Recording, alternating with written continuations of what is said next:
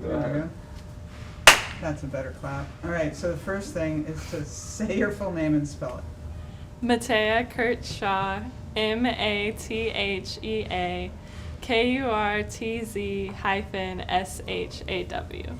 Phew, glad we asked Mathea. Yeah, Right. definitely. So the first question is really easy. It's what you talked about over lunch, which is, what surprised you?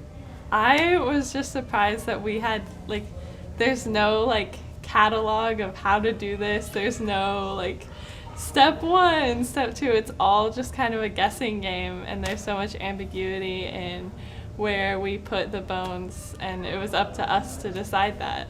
So You couldn't put the skull at the tail, but that's about all you knew. that's about all we knew, yeah. So a couple things. So what was it like? So these are kind of separate. Tell me about working with Russ. Mhm. How was that? I mean, he's not an SPU guy, but how was Yeah. working with Russ? I loved working with Russ. It was really fun to work with someone outside of the university, and it was fun to get to know him and his stuff that the work he does at Mast. It was really cool to hear what they did there, because I didn't know about Highline College at all before this experience. And it was really interesting to hear how this whale compared to the rest that he'd work on, and kind of just his progression in building whales. Yeah. Okay. How about Dr. Mo? How about working with Dr. Mo? I don't know your major, so Yeah. have you encountered him before? Yeah, What do you think? I'm a biology major, so I'd never taken a class from Dr. Mo, and I really loved just his passion about the whales, and also just how he brought in such an interdisciplinary aspect of the project into the project. And it was interesting. We've been writing a paper for this class and kind of gradually adding to it throughout the weeks. And it was really interesting to hear like his feedback on our papers compared to like what I'd normally get as a biology student. So it's been fun for that kind of change and shift in learning. How's it been with the interdisciplinary, with the other students and stuff? What do you feel like you've learned that's a different take? I think one of the biggest things I've noticed is just like lots of the students that weren't biology majors came in just being like, I don't know anything about whales, I don't know anything about science, but even like all of us were at the same place, and it was really fun to all go through that. Even though it's technically like an upper division biology class, it's very much we're all at the same starting level. And I think that the way Dr. Mo's worked in the different lectures throughout the weeks and the readings has really created some great discussion around how like the whale itself is not just this piece of science. There's so much more to it. There's the architecture of the skeleton we're making, as well as the history behind it, and also the biblical aspects we've talked about as well. So this is another kind of a two-parter a bit. So what do you hope when students come in and see this, whether they see it in the window or come in? How do you think they'll react, and how do you hope they'll react?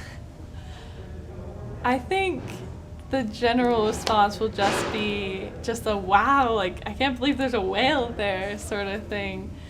I don't know how I hope them to react. I hope that they come to understand the process that we went through to kind of build this whale, and the care and understanding that we had during that, especially around the ideas of naming the whale or not naming the whale. And we spent probably a week discussing whether or not we would give this whale a name, and to decide not to, I hope that they understand things like that, even though they weren't a part of the course.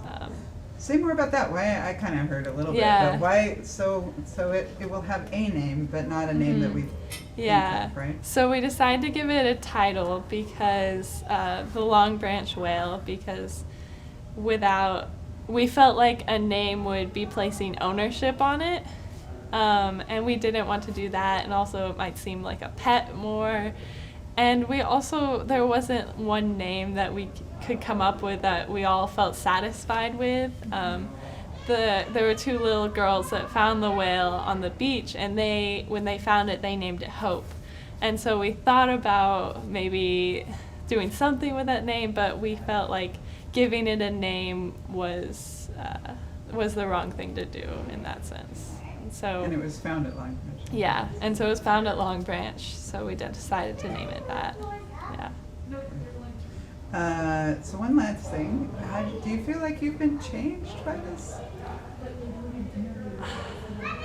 I don't feel like I've been changed. I think that I don't think I've been changed personally, but it's been a very nice change from what has been taking over my life and all of our lives. We're just in such a crazy time that it's been really nice to switch from just being by yourselves, like working remotely, to being able to work with other people, having conversations, physically doing something has been really, really incredible. Yeah, you're the first person who's mentioned it in terms of the pandemic, that the changes, it brought you into a different place. And I know, I was, before, June or July, I was supposed to be studying abroad all this quarter, so without that, I would not have had the opportunity to do this, and so that's something that I'm really grateful for in some ways, and I would have been the student walking in and seeing it for the first time hung up, but now I've been able to be a part of the process, so. Oh, that's great. Yeah. I was trying to convince Heidi Speck to take it. She's our editor-in-chief for the Falcon last year and a journalism major. She had the same thing. She was supposed to be in Italy. Yeah. And I said, you might want to pick this up, but it didn't really help her. She needed a science, but this was a WE, so it just didn't help her.